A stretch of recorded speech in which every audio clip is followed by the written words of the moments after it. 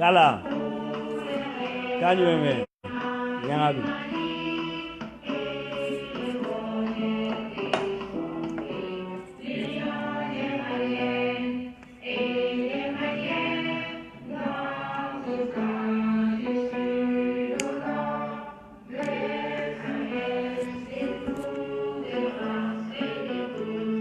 Yati Fofana.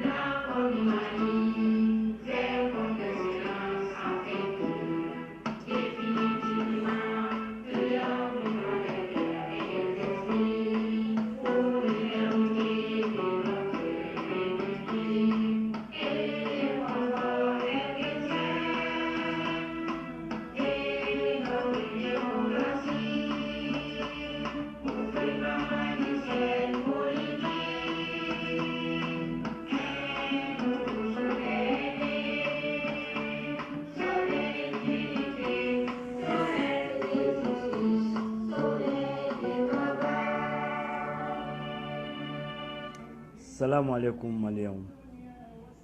Biye Jumae. Anshira hera la ala ni wakati ira na alaka kile hera di ani jamana kono den bela jelema. Alaka jamana basigi, alaka beni muyuni sabali jamana kono deuma. Bravo yeri bokum. Iga bara ke kunu. O la fe bugu nyamamba ka chera.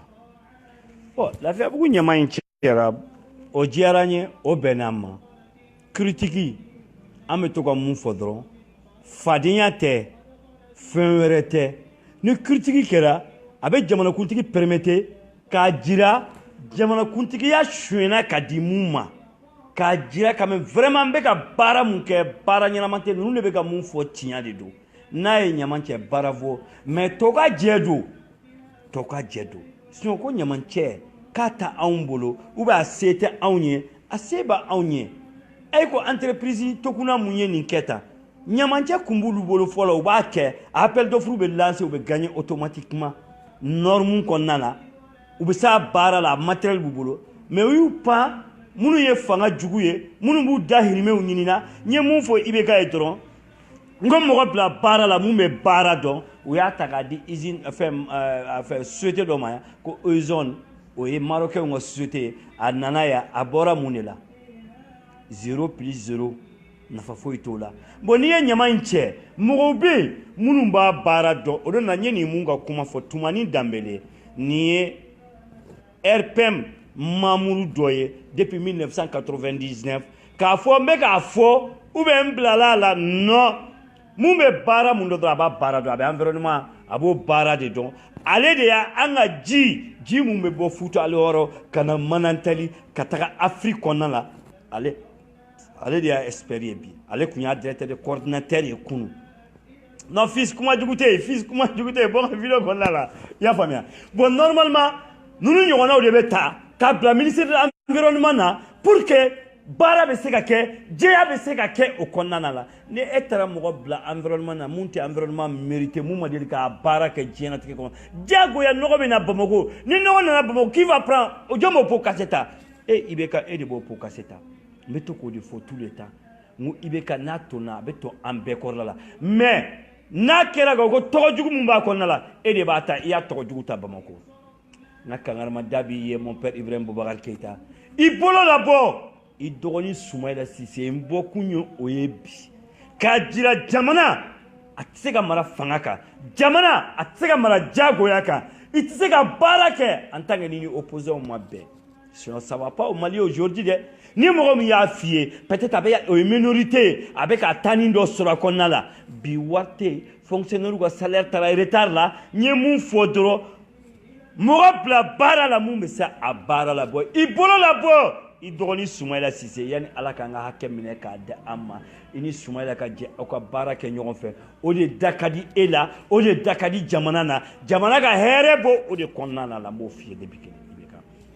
sinon 1825 jours i sigira ni Ala y'o don i garijɛgɛ la fɔlɔ pour le moment n'u ye fanga nana k'i k'a di i ma wallahi ni a 1825 jours i t'a kɛ hɛrɛ kɔnɔ n b'o f'i ye depuis kelen dɛ kelen tunkarakɛw t'i to yen fila grève min bɛ Mali kɔnɔna la u t'i to yen parce que a dɔn dɔrɔn ko Soumaïla ye fasoden ɲuman ye a dɔn dɔrɔn ko Soumaïla t'i ju ye a dɔn dɔrɔn ko Soumaïla y'i dɔgɔnin ye ko baarakɛla don hali ka d'a kan e k'a lajɛ dɔrɔn juges bɛ grève mun na e mɔgɔ jumɛn mun wulila e ka mɔgɔw la ka taa ko bɛ taa kuma juges fɛ ko bɛ taa kuma u ka syndicat fɛ Soumaïla wulila spécialement ka taa kuma syndicat fɛ ka taa u ɲininka u dalakan na u bɛ togoya jumɛn na n ye syndicat ye mun fɔ a ye normalement e dɔgɔnin de don i b'a wele k'a lasigi nɔgɔ mun de bɛ jamana in kɔnɔna la bi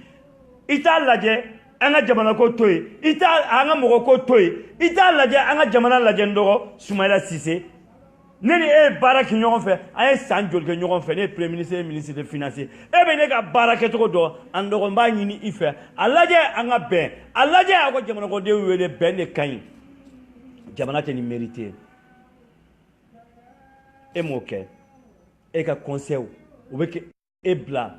k'a kɛ fadenya de fadenya tɛ yen i bɛ ka fadenya tɛ jamana mara jamana bɛ mara ni hakilina bɛn ani kelenya ni sabali de kiritigi o ye wajibi de hali kiritigi bɛ kɛ Musa Tarawele ka farin ni e ye sɔrɔdasi don o kiritigi la e dun e la 2013 démocratiquement ne e kiritigi la i kan k'o rectifier i kan k'o lajɛ e y'o kɛ o IBK e y'i ba accordé Alizé la don min na an bɛɛ tɛgɛrɛ fɔ e kun yan Bamako yan k'a fɔ IBK de bɛ jamana fɛ IBK de kan kelen tigɛ e t'a dɔn ko o y'i sigi yan IBK n bɛ kuma f'i ye dɔrɔn mɔgɔw bɛ yen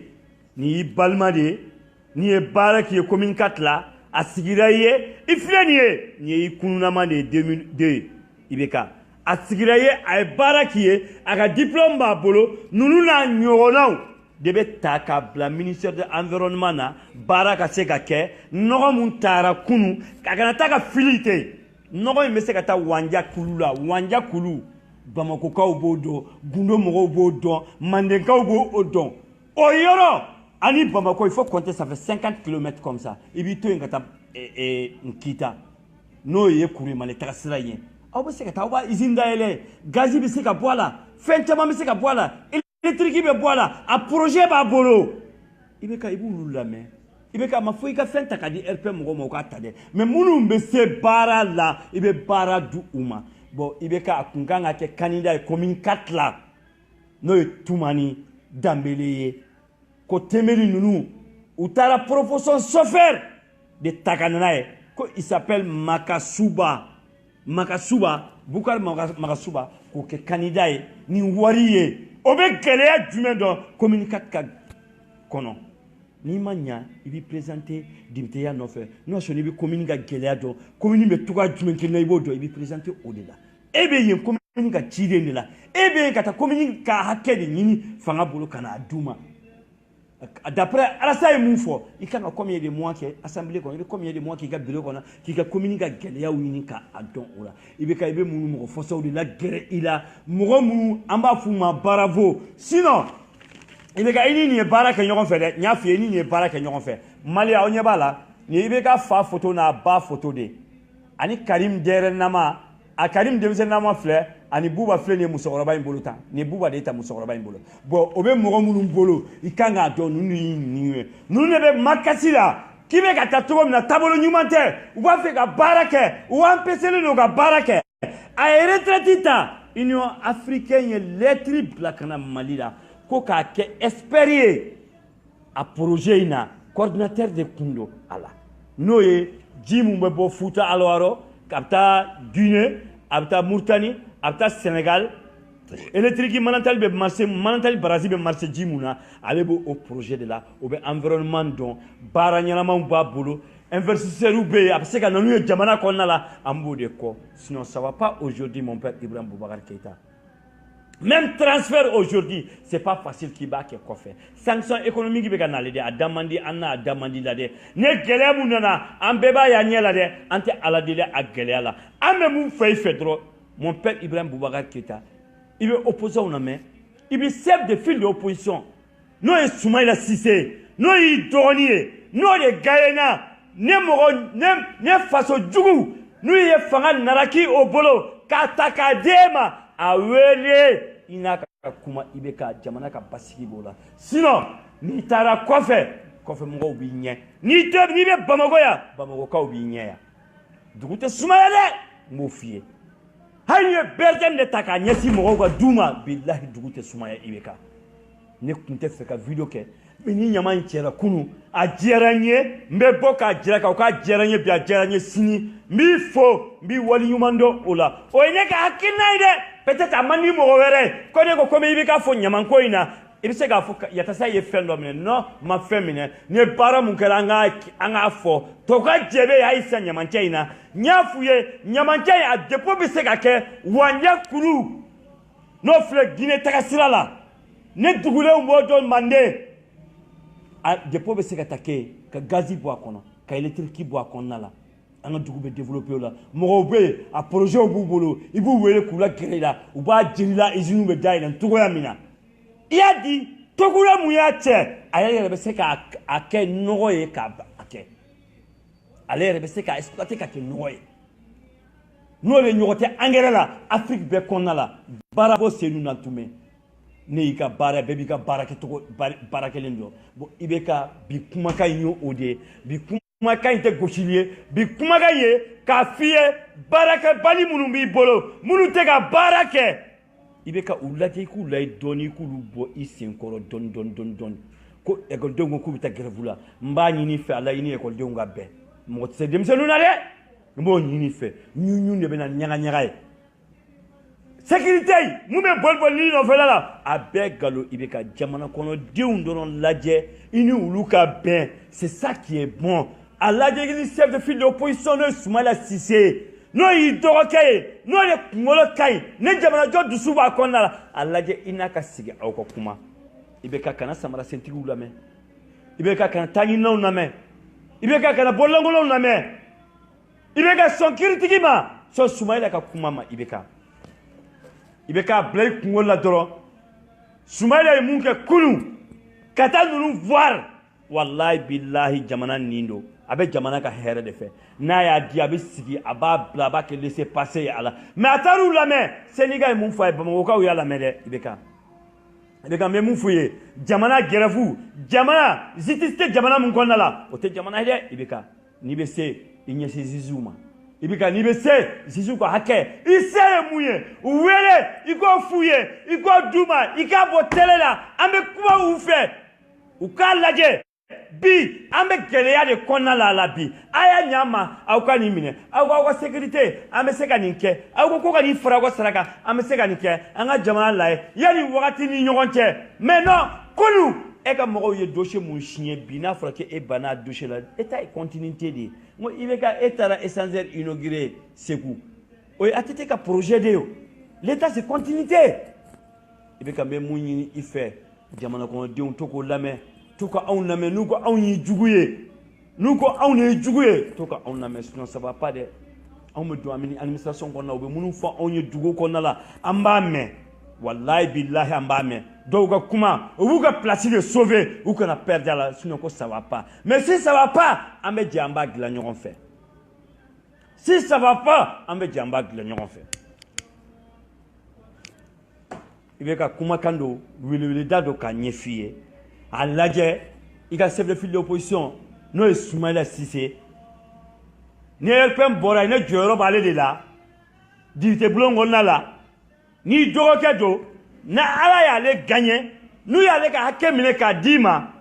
i bɛ ka yanni Ala ka kita aw ni ɲɔgɔn cɛ Sumayila wele i ni Sumayila ka sigi aw ka kuma jamana kɔnɔdenw k'a mɛn i k'i bolo labɔ Sumayila ye bamanankan na diinɛ président ye mun fɔ presse ye o don na i k'o kɛ kana fɔ français la a fɔ an ka to dunkan na maliyɛndenw ne de ye n bolo labɔ aw ye ne dɔgɔnin Sumayila Sise parti politique mɔgɔw a ye na an ka jɛ an ka jamana in dilan an ka jamana lajɛ an ka mɔgɔko to yen an ka fɛn bɛɛ to yen jamana bɛ fara ɲɔgɔn kan ka kuma ka bɛn i bɛ ka samara sɛgɛlɛtigi minnu bɛ t'i ka ci lase i bɛ ka yɛrɛ taw de don dɛ i y'u ye kunun dɛ i y'u ye bi dɛ i bɛ ka a tɛ t'u ka ɲa fɛ dɛ ibeka ne samara sengelen do anw be ka samara sengelen anw ni ko in konna la anw ye gɛlɛya na so a bɛɛ y'aw ɲɛ la diɲɛ tigɛ kɔnɔna na ala ko non e be fanga contrôle la non tɛ fanga contrôle la n bɛ faso de fɛ n bɛ fanga critiquer pour que fanga ka bila règle la ibeka lajɛ i ka anw lajɛ a lajɛ i k'i ka critique mɔgɔw lajɛ u bɛ ka mun f'u ye i k'a lamɛn i ka fara ɲɔgɔn kan an bɛ mankan min na bi an t'a mérité dɛ sinon i bɛ ka Bamako tɛ sumaya France tɛ sumaya Amérique tɛ sumaya n b'o f'i ye ko le 11 i bɛ taa France n'i taara France i bɛ ka français b'i ɲɛ ye i bɛ ka ɲɛ mun fɔ i ye chef de file de l'opposition n'o ye Soumaïla Cissé ye n'o y'i dɔgɔkɛ a wele i ka Bamuntaka ninnu wele i bɛ ka i ka Cokeli Mayiga ninnu wele jamana dusu bɛ minnu kɔnɔna la i ka fadenya to yen i bɛ ka i ka dusu bila i k'u wele u ka na aw ka jɛ aw ka kuma aw k'o lase anw ma an ka jɛ an ka jamana baara an ka jɛ an ka nord sauver an ka jɛ i bɛ ka a bɛ komi an bɛ ka mɔgɔ feere de kɛ an bɛ surasiw bila ka taa u bɛ tile ka sa pour rien yanfɛla la ka sɔrɔ guerre min ye nkalon ye sigi ka kuma bɛ se ka guerre min kɛ i bɛ ka e b'a dɔn k'o ye nkalon ye n'an sigira k'o kɛ bi i bɛ ka an ka nord tɛ diviser i bɛ ka nord bɛ sira la ka diviser i bɛ ka la i ka chef de file de opposition lajɛ a lajɛ i ka parti politique mɔgɔw tɔw lajɛ i bɛ ka kana intérêt mɔgɔw lajɛ i bɛ ka RP mɔgɔw ka kɛlɛ in dɔrɔn bi a jate dɔrɔn si c'est pas l'intérêt personnel RP mɔgɔw yɛrɛ t'a fɛ ka ɲɔgɔn y'u ɲɛ la bi n'o ye e ka vice président Tembeli ye bi n'o ye e ka directeur de campagne Tereta ye bi d'après an bɛ mun mɛn d'après an bɛ mun ye o analyser i ka jamana kɔnɔdenw lamɛn olu bɛ e bolo ka ban a lajɛ i yɛrɛ ka kuma i jugu wele k'u sama aw ka jɛ aw ka kuma jamana in bɛ sigi cogoya min na an k'o sigi o cogoya la o de da ka di an na an ka Mali b'o de mérité an ka Mali tɛ nin mérité an bɛ gɛlɛya kɔnɔ san 5 ani bi ça va pas kuma dɔw bɛ yen o tɛ se ka kɛ i mana yefuge don gala la a tɛ kɛ yefuge ye i mana don gala la cogo o cogo a tɛ kɛ yefuge ye i bɛ ka kumaw dilan e b'a dɔn ça va pas anw b'a dɔn ça va pas en tant que ni bɛnbaliya in bɛ an tɛ wari sɔrɔ i bɛ ka an tɛ financement sɔrɔ i bɛ ka parce que diɲɛ ɲɛ bɛ an na jamana kɔnɔdenw bɛ degun mun na diɲɛ ɲɛ b'an na jamana kɔnɔdenw bɛ kule mun na i bɛ ka an ka keleya dɔɔnin a ye Guinée tout près bɛ na taa k'an to d'après Guinée président ko presse ninnu ma k'u ka 2011 bi olu ka Guinée lajɛ bi walayi ne bɛ Guinée photo dɔw ye bi ne b'a fɔ ko France de don o de Guinée Conakry tout près dɔrɔn de don i bɛ k'a lajɛ i ni jamana kɔnɔdenw ka bɛn a lajɛ i ni dɔgɔnin Soumaïla Cissé ka bɛn a lajɛ i ka intérêt mɔgɔw to yen i bɛ ka ye mɔgɔkɔrɔba de ye a lajɛ jamana ye bonya mun da i kan i ka jamana ka bonya ma segin segin ma i ka jamana ka bonya ma segin segin ma i bɛ ka o de ka ɲi an ni i ma o de ka ɲi jamana ma Solo Tamani n ka foli b'aw ye Habibu Thiam Biba Ɲɛbɛ ça va i ka kɛnɛ Jara aw bɛ yen i y'a faamuya o de ka ɲi an bɛɛ lajɛlen ma jamana ka basigi o de ka di anw ye mankan nafa t'a la n bi man kɛnɛ dɔɔnin mais n ye ɲamancɛ in ye kunun n denkɛ dɔ y'a bɔ vraiment a diyara n ye n ko n bɛ bɔ ka nin conseil di n fa Ibrahim Boubacar Keita ma a ka nin lamɛn a ka mɔgɔw bila baara la minnu bɛ baara mérité comme quoi i bɛ ka mercredi prochain a lajɛ i ka ministre lamaga dɔɔnin i bɛ ka Boubou Cissé t'u ka baara dɔn dɛ i bɛ ka ministre de l'environnement ta ka baara dɔn dɛ i bɛ ka o défait mun bɛ bi a ka entreprise privée de b'a bolo muso min ye défait min ye ministère de l'environnement na a ka entreprise privée de b'a bolo bon o défait mu caman de bɛ yen minnu ka entreprise privée b'u bolo u muso dɔgɔninw olu de bɛ taa u bɛ marché d'u ma u bɛ bon d'u ma ça c'est pas normal. L'appel d'offres c'est normal. O de ka kan prix ka nɔgɔya i bɛ ka dépassé dɔw bɛ yen n'u ko k'u b'a kɛ a lajɛ i ka étudier i k'a di experts ma expert ɲɛnamaw ma aw ka nin exercice kɛ k'a di yan k'a lajɛ est-ce que tiɲɛ don ou bien nkalon don i bɛ k'a lajɛ i ka fɛn dɔw lajɛ i bɛ k'a lajɛ i ka fɛn dɔw lajɛ jamana tɛ nin mérité i bɛ ka jamanadenw bɛ yen minnu bɛ se baara la jamana kɔnɔdenw bɛ yen dusu bɛ jamana kɔnɔden minnu na jamana kɔnɔdenw bɛ yen Mali kanu bɛ minnu na i b'a lajɛ yanni Ala k'an ka hakɛ minɛ i bolo k'a da an ma i n'olu ka bɛn i n'olu ka baara kɛ d'après Nyame Dodabi, qui est jeune blabara ko Papu Touré Nounou, ani Mousso Intisika for Deninta manqué, qui you blabara. Non, Papu Touré va la maintenant, Papu Touré bara de qui a alors. Papu Touré bara de qui c'est pour cela abbé. Ya famia. Papu Touré bara de qui c'est pour cela abbé. Mais communication développement, amma e follow de ay munkede. Amma Papu Touré aya kede. Non, mais il ka ladje. Ni mambe bara mérité go blawla. Ne mo me bara mérité iko blawla ngela ka fiya mena ngigi kanabo zumana sakoy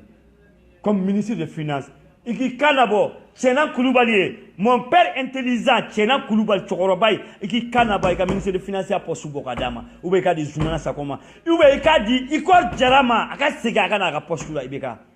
ibaye yani alaka anga hakem mine ka di ama wallahi be jamana ka clé ibe ni gerafu ba nunu dablalen sisa.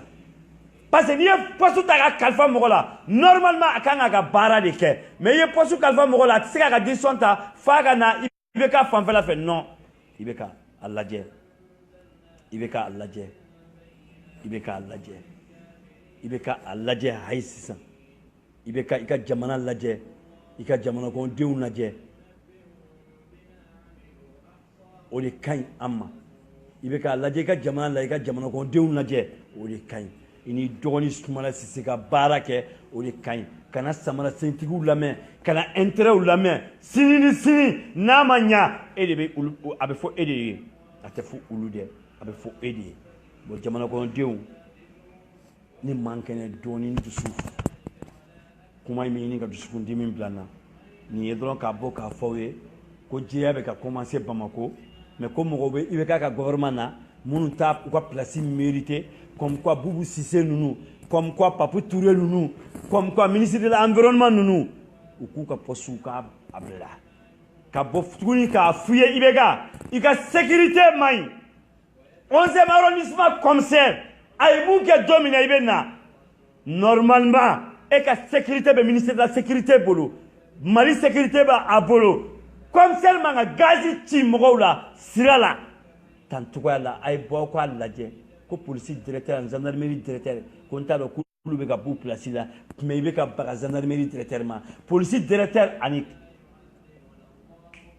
11e arrondissement commissaire ibu ulu de interpeller pour quelle raison jamana ko de willa do ko be be ka fait do ko mte be ka fait aw ta gazi ci sira la ne la pourquoi ibe ka ibu de ladje ola ibu de lame gendarmerie directeur ni yo ke be bakama ni yo ke be bakama oyo yore ka boka fié ola et ka ministre des finances Boubou Cissé attaque bara mérité police directeur et bi se ko wele ala kuma do ka fawye ka kangarda anfa Ibrahim Boubacar Keita ka juguta awnye jamana kodo faso kodo amanga hakede kolabolo c'est pour cela me boka kuma bravo la fait buka nyama mun kera degu mun kumba auka ay si ça be na dondondo abe bo auka aka dépôt aka tana wanja kuluka dugule mbo don Bamako dugule mbo don Mali kono mandenka ube wanja don alaka wula hereda anawma alaka jamana basiki alaka beni muyuni sabali jamana kono deuma problème foy dengelentala ode do ka fo awye ambe antiseka don ka bona ma fuseni fakoli dumbe yakala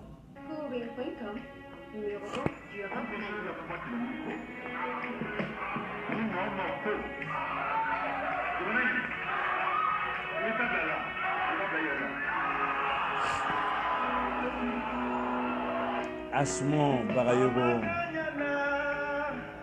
Habibou Thiam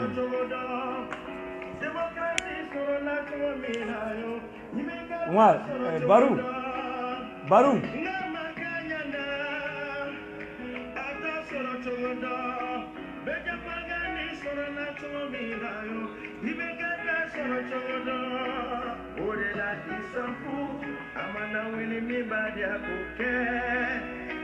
Orela isanfu amana wili mimba ya bufo baba ye fasojo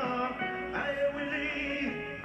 maniano aye wili akana sina telo sigile aye wili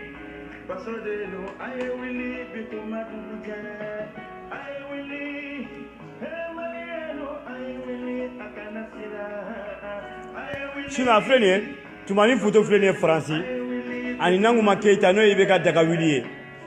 n'o Nanguma Keita n'i bɛ ka daga wuli olu filɛ nin ye ala tumani photo filɛ nin ye ala ni le bɛ ministre de l'environnement mérité parce que a b'a baara dɔn baarakɛla don dusu b'a kɔnɔ projets b'a bolo k'a kɛ u ye barrière da ɲɛma sira la ne ko a ma non e tɛ communicateur député ya yɛrɛ e man ka bila o la normalement e bɛ bila ministre de l'environnement de la pour que jamana bɛ se ka jɛya pour que eaux et forêts mɔgɔw bɛ se ka baara kɛ cogoya min na e kan ka bila olu de la parce que e b'o baara de dɔn an ka baara di baarakɛla ma i bɛ ka an ka baara di mɔgɔ min bɛ baara mérité i bɛ ka an ka baara di baarakɛlaw ma mɔgɔw bɛ minnu bɛ baara mérité a camanba bɛ dugu in kɔnɔna la a lajɛ i ka CVw lajɛ i ka diplômew lajɛ i k'u lajɛ u ka baaraw taabolow la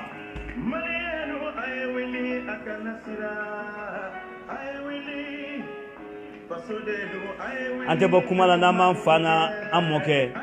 n'o ye Buye Haidara ye Haidaraw la Haidara an b'a fo ani Mamu Diko an na ale an kalifalen bɛ Ala ka sebaya sinsan kɔnɔ an ye Mali kalifa Ala ka sebaya sinsan kɔnɔna la anw ni ale ani Mamu Diko an'a ka denbaya ani anw ani jamana an y'an yɛrɛ kalifa Ala ka sebaya sinsan kɔnɔna la Haidaraw ka Haidara i bɛ ka k'a f'u ye dɔrɔn Boubou Cissé t'a ka baara dɔn normalement Buye man ka kɛlɛ à niveau de commerce o bi ɲɔrɔnkaw bɛ ka kule ɲɔrɔnkaw bɛ ka kule bi ko tulu ka gɛlɛ sukoro ka gɛlɛ farine ka gɛlɛ bi malo ka gɛlɛ ye i bɛ ka jeudi Buye bɛ kɛ parmi les 10 premiers kɔnɔ commerçant na Mali kɔnɔna na a la wallahi billahi a bɛ k'a kɔnɔna la Haidara n'ale bɛ baara kɛ halala n'a wɔsi la ni kira sallallahu alayhi wa sallam ye mun fɔ ale bɛ taga ni o bolo de a la ayi ale tɛ forage mori ye non ale tɛ katikati mori ye non ale tɛ forage mori ale tɛ katikati mori ye a lajɛ wallahi Boubou Cissé t'a ka poste a t'a mérité ne Boubou Cissé b'a ka poste mérité a t'a fɔ k'a bɛ Buye a ka douanier bila ka Buye kɛlɛ parce que douanier b'a ka département de kɔnɔna la douanier tɛ se ka taa Buye ka mobili saisi Buye Haidara an b'a ɲini fɛ i ko k'i t'a fɛ baganw ka sa cogoya min na kɔngɔ la an y'i deli Ala de kama butigi ninnu dayɛlɛ ɲɔrɔnkaw ye ɲɔrɔnkaw y'i kanu i yɛrɛ ye ɲɔrɔnkaw kanu butigi ninnu dayɛlɛ ɲɔrɔnkaw ye kɔngɔ ka n'u faga butigi ninnu dayɛlɛ ɲɔrɔnkaw ye kɔngɔ ka n'u faga parce que conseil tɛ IBK bolo a baarakɛla tɛ IBK bolo mun bɛ se k'a fɔ k'a bɛ taga dumuni di ɲɔrɔnkaw ma ɲɔrɔn Sahel jamana de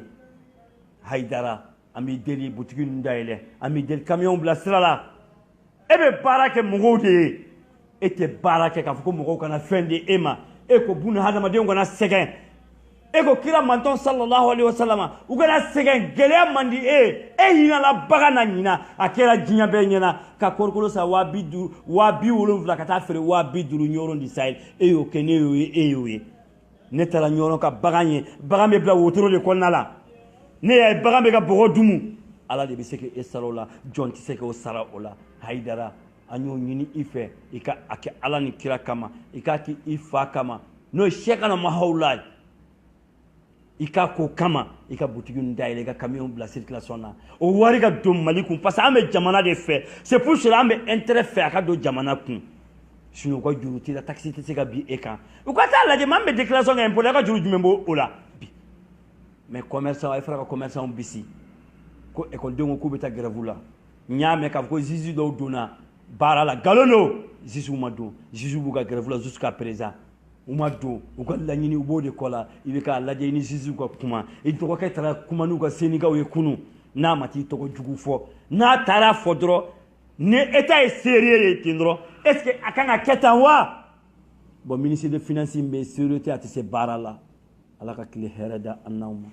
Ala ka jamana basigi Ala ka bɛn ni muɲu ni sabali di jamana kɔnɔdenw ma salamu alaikum an bɛ jamana kɔnɔden bɛɛ fo mon père Ibrahim Boubacar Keita nin ye ne ka conseil k'a f'i ye mun bɛ don kérosène na ka taga Faransi le 11 n y'a ɲini fɛ i k'a don gasoil la k'a di ɲamanbɔla ninnu ma u ka taa ɲaman in bɔ Wandiya kulu yɔrɔ la an bɛ ka na n'an ka projet ye an bɛ ka ɲaman usine dayɛlɛ ye an y'o bɛ kɛ Amérique ninnu na an ma kalan ne mais an b'a ye an bɛ se k'a kɛ hali ne bɛ se k'a kɛ bɔtɔkɔlɔnin na ka ɲaman ta k'a bɔ ka gazi bɔ a kɔnɔna na a la merci aw ni ce ni aw tulo n'aw garijɛgɛ aw denkɛ aw dɔn